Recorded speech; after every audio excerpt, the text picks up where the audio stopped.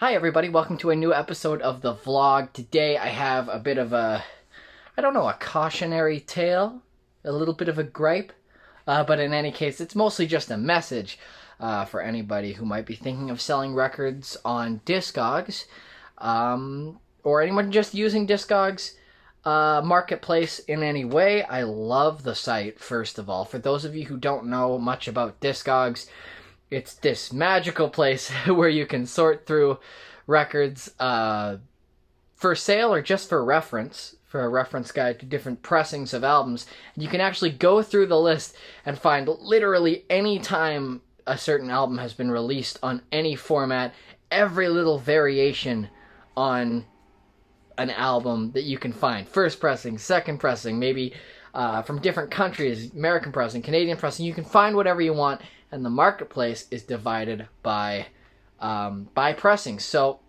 if you're shopping for vinyl and you're an enthusiast, you can actually go through and choose which pressing you want to buy. You can go and say, I wonder if they have any, third pressings of this album on sale. I don't know why you would want specifically a third pressing of something, but the option is open to you, and it just makes for an amazing experience. But I've been noticing that lately, the last couple months when I've been buying albums off of Discogs, I would honestly say the majority are listed under the wrong pressing. This is going to sound like minutia, but it's happening to me over and over.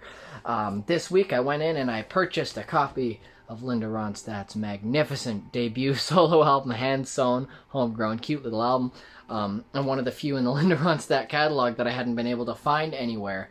And I figured, since I was going to go online, I might as well get an early pressing of this album. I've always wanted a copy on the original 1969 Columbia Capitol, Rainbow label.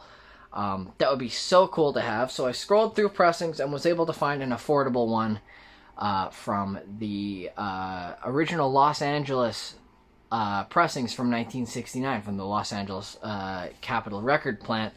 And I was like, cool, that's awesome, I'll pick it up. And then it arrives, and it was not anything close to that. It was actually a 1974 reissue. So they'd obviously just gone in and listed it under probably a random pressing. Which is weird that they choose like the Los Angeles it was kind of random, but they just went through and put it under a random listing. And the records in the frames behind me were similar issues. That one was just sent to me by accident completely. They sent me the completely wrong album. And that one was supposed to be an original 1956 pressing of The Wildest. It's actually a 1957 second pressing, but that one was more minutia, and I wasn't paying that like a huge amount for it. And so I was stoked to have that anyway. Even a second pressing of that album is really cool to have. This one was a little bit more because that one, like, the only thing, the coloration on the label is slightly different, and there's a couple of words different.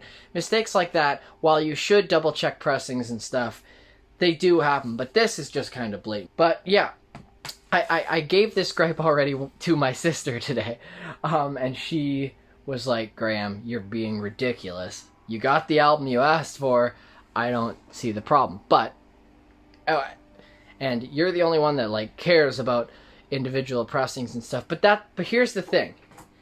If you want to sell albums and you don't want to do the work of checking and cross-checking your references on what label everything is for every album you're selling, I totally get that. But like, use eBay, use Amazon, provide photos, do all of that. Discogs is a site for geeks. It's a site for people like me who are looking to fill out their collection and know what they're getting into. If you're selling albums on Discogs, I really mean it. You have to do your due diligence in advance. You have to cross-reference with the pictures on Discogs and confirm that you're actually selling the pressing that you're claiming to.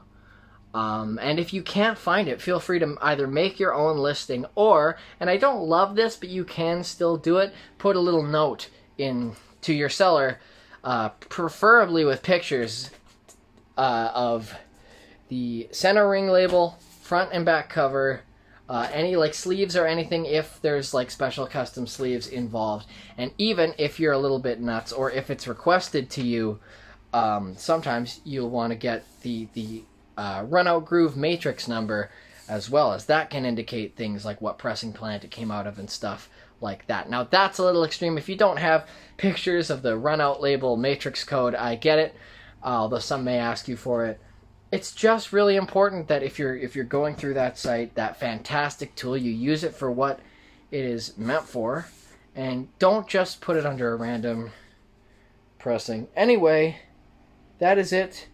That is all. Oh, and this is from the Scranton, Pennsylvania factory, by the way, so I don't know why, so it was listed as a 1969 LA pressing when it's in fact a 1974 Scranton pressing.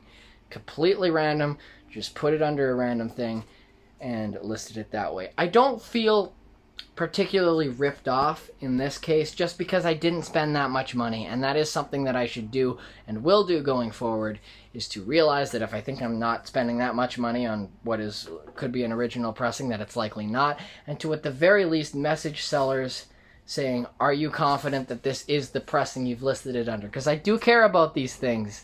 It is very easy to find reissues of this album, much easier so than the originals. If I had known it was just the mid-70s pressing, I probably wouldn't have bought it. I probably would have held out to find one in a record store somewhere. Anyway, that'll do it. Hopefully I've made some sense. Hopefully I haven't scared anyone off from the process of Discogs. I know if you're selling like hundreds of albums, it's a daunting task to cross-reference every single album with every single pressing and having it all be correct, but it's important.